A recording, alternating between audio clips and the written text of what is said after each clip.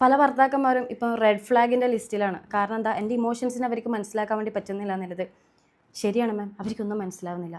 ഞാൻ അവരെ പറ്റിയിട്ടല്ല പറയുന്നത്, ഞാൻ നിങ്ങളോടാണ് സംസാരിക്കുന്നത്. എനിക്കറിയാം ചില സമയത്ത് എന്നെ തിന്നാനുള്ളത് ഞാൻ ഇതിൽ നിന്ന് ഇട്ട് തരുന്നുണ്ട് എന്നുള്ളത്. പക്ഷേ ഇത് മനസ്സിലാവേണ്ടവർക്ക് മനസ്സിലാവുന്നില്ലത് മാത്രമേ എനിക്ക് പറയാനുള്ളൂ. ഹസ്ബൻഡ് ഇമോഷണലി അവൈലബിൾ അല്ല എന്നുള്ളതാണ് ആദ്യത്തെ പ്രശ്നം.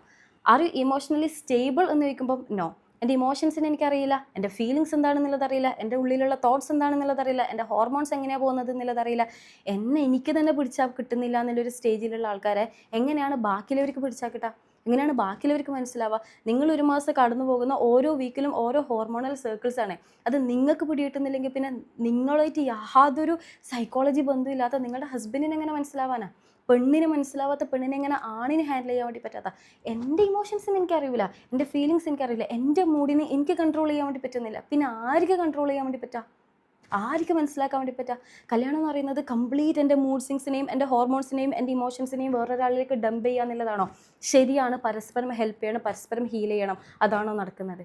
കംപ്ലീറ്റ് ആയിട്ട് നമ്മളുടെ ഒരു സൈഡിനെ അങ്ങോട്ടേക്ക് അവരൊക്കെ ഹാൻഡിൽ ചെയ്യണം എന്നുള്ളൊരു ടൈപ്പ് ഓഫ് സിസ്റ്റമാണ് നമ്മൾ പലപ്പോഴും പോർട്രേറ്റ് ചെയ്തിട്ട് കാണിച്ചുകൊണ്ടിരിക്കുന്നത്. എന്നാൽ മാത്രമേ ഗ്രീൻ ഫ്ലാഗ് ആകൂ എന്നുള്ളത്. എൻ്റെ ഹസ്ബൻഡ് ഗ്രീൻ ഫ്ലാഗ് ആയത് എൻ്റെ പീരീഡ്സിൻ്റെ ഡേറ്റ് അറിഞ്ഞതുകൊണ്ടല്ല, എൻ്റെ മൂഡ് സ്വിങ്സിനെ ഹാൻഡിൽ ചെയ്തതുകൊണ്ടല്ല, എൻ്റെ ആങ്കറിനെ മാനേജ് ചെയ്തതുകൊണ്ടൊന്നുമല്ല. കാരണം ഇതൊക്കെ ഞാൻ മാനേജ് ചെയ്യേണ്ടതാണ്.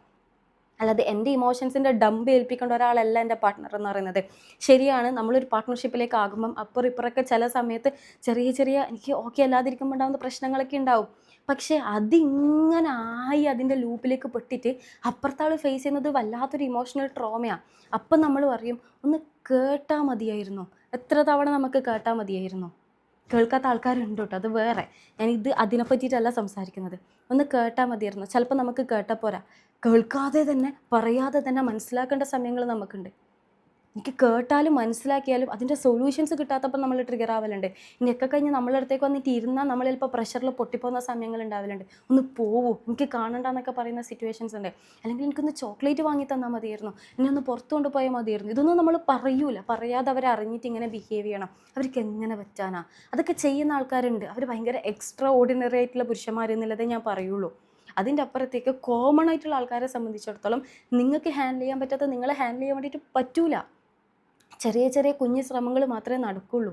ഞാൻ നേരത്തെ പറഞ്ഞ പോലെ തന്നെ നമ്മുടെ ഇമോഷൻസിൻ്റെ കൺട്രോൾ നമ്മളിലേക്ക് ഏൽപ്പിക്കുക.